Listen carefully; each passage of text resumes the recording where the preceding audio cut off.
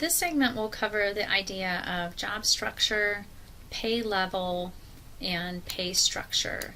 And these are part of determining how much pay to offer to employees that are in a particular job.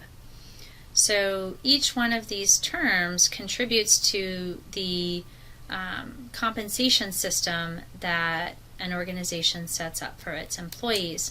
And job structure refers to the idea that in most organizations, at least, different jobs are associated with different pay. And so the idea of job structure is that some jobs deserve more pay and some jobs deserve less pay. So different jobs are associated with different pay. The idea of pay level refers to the average amount of pay for a particular job. And so what this is saying is that for a particular job, everybody does not need to get the same amount of pay. There can be differences in terms of how much employees are paid within the same job title. But what pay level refers to is the average amount of pay that employees are receiving in that job. So pay structure puts these two things together. Pay structure is a pay policy that results from the idea that different jobs are associated with different amounts of pay and that there's an average level of pay for each job. And so determining the relative amount of pay for different jobs is known as job evaluation. Job evaluation is a procedure for measuring the worth of a job. And so this is saying that different jobs are worth different amounts. So in order to determine how much a particular job is worth, that decision is based on what's called compensable factors and how those compensable factors are weighted. So your organization needs, in this system, your organization would need to decide on what basis will it differentiate pay among different jobs. And those are the compensable factors. And so then jobs that have more of these compensable factors get more points and are worth more. Jobs that have less of these compensable factors get less points and they're worth less pay. It's possible to weight these factors differently such that some factors are worth more than other factors. So if your organization decides that one particular factor is the driving force for how much employees should get paid, that's fine. But what the organization is doing is specifying the worth of different jobs in the organization. And here's an example. In this example, there's 3 job titles on the left-hand side: computer operator, computer programmer, and system analyst. And there's 3 compensable factors. Now these compensable factors do not need to be the same for every organization in the world. That different organizations can decide which compensable factors they want and how they're going to differentiate pay. But this organization in this example has decided that if an employee has more experience, if the job requires more experience, there should be more pay. If the job requires more education, there should be more pay. If the job is more complex, there should be more pay. And so what these points, these numerical values are saying, they're associated with points. That jobs with more experience get more points. So here the systems analyst job gets more points on experience. That jobs with more education requirements deserve more points. So here there's a similar progression. And jobs that are more complex deserve more points. And so the more points are associated with the more compensation. And so in determining how much an organization is going to pay for different jobs within its organization, this could be based on market research. You could potentially survey other organizations or try to assess what other organizations are paying their workers in determining what your organization pays your workers. And this is a benchmarking idea where you're comparing your organization to other organizations. If that research isn't available, or if your organization feels that it is different than other organizations, such that your job titles are different, or this is a new job that your competitors or your other benchmarking comparisons don't include, what you can do is determine the pay based on a pay policy line.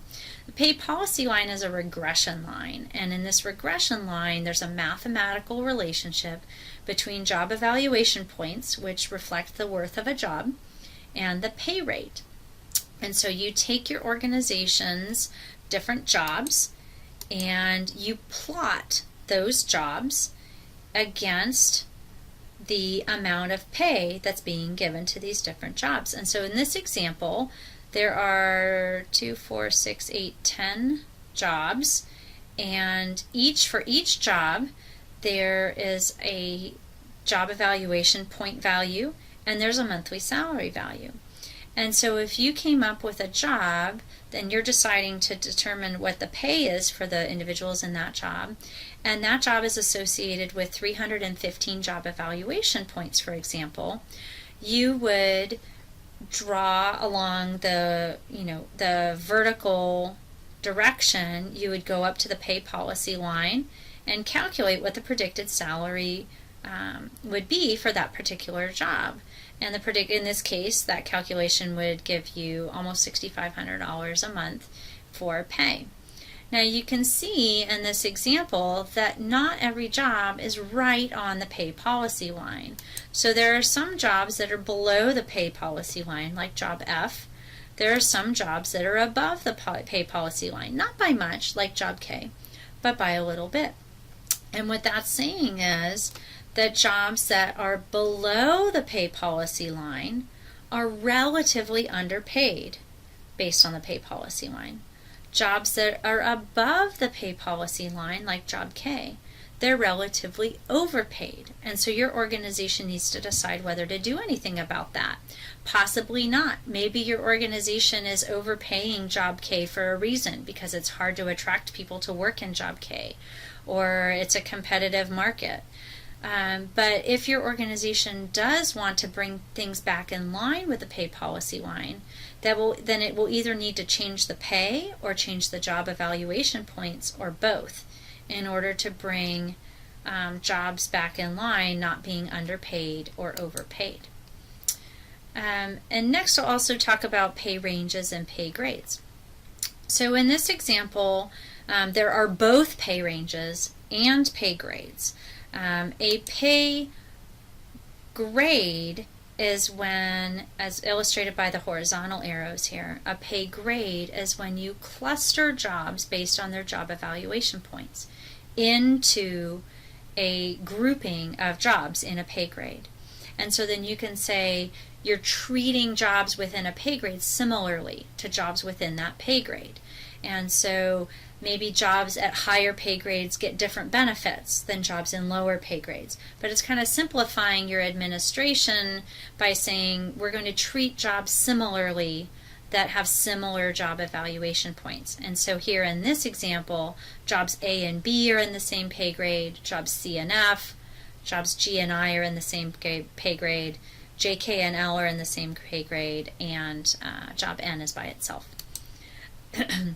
This illustration also shows the idea of a pay range, and a pay range goes along the y-axis and illustrates that within the same job there might be some variability in pay, and there can be reasons for that.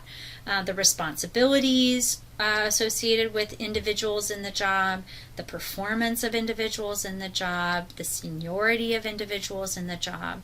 You might decide to pay people differently even if they're within the same job title, and that's a pay range. And so a pay range would be that individuals in a particular job make between, for example, $1,800 a month and $2,700 a month, as the one in the far left.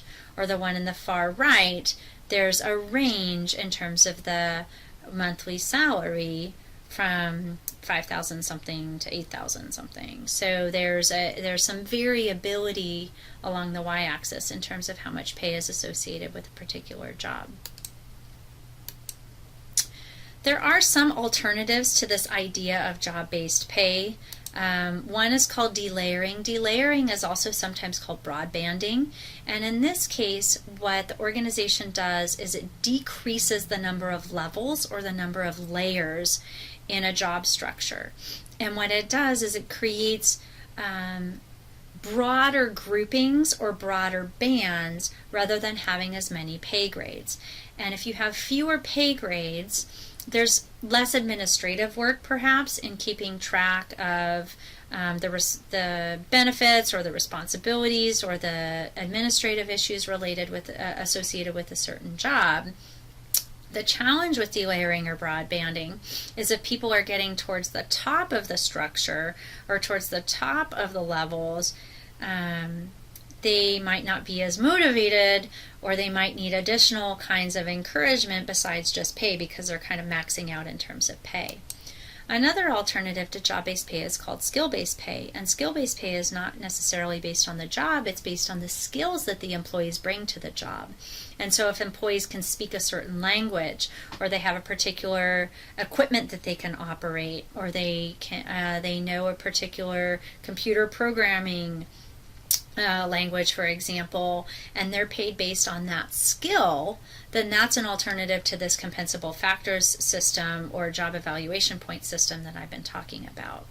So to recap, there are different ways that an organization can assign pay. Typically it's job-based pay, with the idea that jobs that are worth more to the organization deserve more pay, and that jobs that are worth less, as determined by the compensable factors, deserve less pay. And then you can have pay ranges where within a particular job there can be more or less pay. You can also have pay grades or groupings of jobs that are associated with different benefits, for example, or different aspects of the organization. And then finally, delayering or broad banding is an alternative to job-based pay as well as skill-based pay. So the organization can take all of these into consideration in determining how much compensation or pay to offer its workers.